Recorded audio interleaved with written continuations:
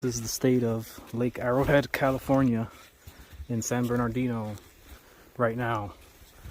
It's been like this for close to 2 weeks. I had to dig out a 3+ feet trench